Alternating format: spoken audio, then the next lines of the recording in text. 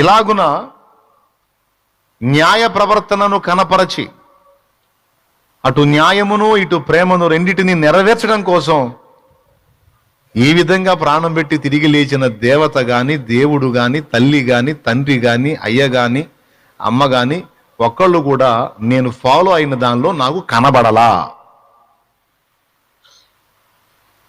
నాకు ఊహ తెలిసిన దగ్గర నుంచి ఇంచుమించు 20 సంవత్సరాల ప్రాయం వచ్చిందాకా నేను పడాల్సిన తిప్పలన్నీ పడ్డా. చదవాల్సినవి చదివాను, చేయాల్సినవి చేశాను, తిరగాల్సిన క్షేత్రాలన్నిటికీ తిరిగాను. అప్పటి నుంచి ఇప్పటిదాకా ఈ ప్రశ్న అడుగుతానే ఉన్నాను. దీనికి న్యాయమైన సమాధానం ఇంతవరకు ఒక్కళ్ళు కూడా చెప్పలా. నాకు న్యాయంగా ఒక డౌట్ వచ్చిందండి. న్యాయంగా నేను అడిగిన ఆ ప్రశ్నకు న్యాయమైన సమాధానం ఇంతవరకు నేను గతంలో ఫాలో అయిన విశ్వాసం దగ్గర నుంచి రాలా. నేను గతంలో ఫాలో అయిన మతం దగ్గర నుంచి రాలా. ఒకటి మాత్రం వచ్చింది, బూతులు వచ్చినాయి, నన్ను తిట్టారు,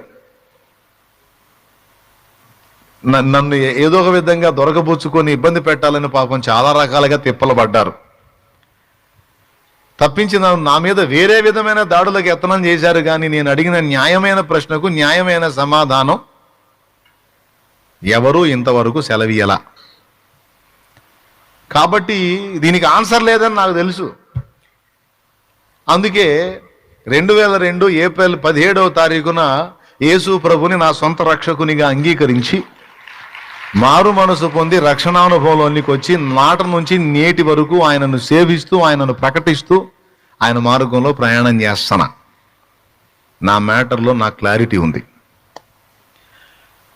నేను అన్యాయంగా ఆలోచించాలా, అన్యాయ ప్రశ్నలు అడగల, న్యాయంగా ఆలోచించా. న్యాయంగా నాకు వచ్చిన ధర్మ సందేహాన్ని నేను అడిగాను, దానికి సమాధానం లేదు. మరి న్యాయంగా, మరి ఆయన న్యాయవంతుడు కనుక ఆయనను అనుసరించడమే న్యాయం కనుక నేను ఆ న్యాయమేను అడిగేశా. మీరు కూడా అదే స్టెప్ తీసుకున్నారు కనుక మీ మనస్సాక్షి మంచిది, అండ్ మీరు వేసే అడుగులు కూడా న్యాయమైనవి ఈ విషయములో అని నేను మీకు సాక్ష్యం ఇస్తున్నా.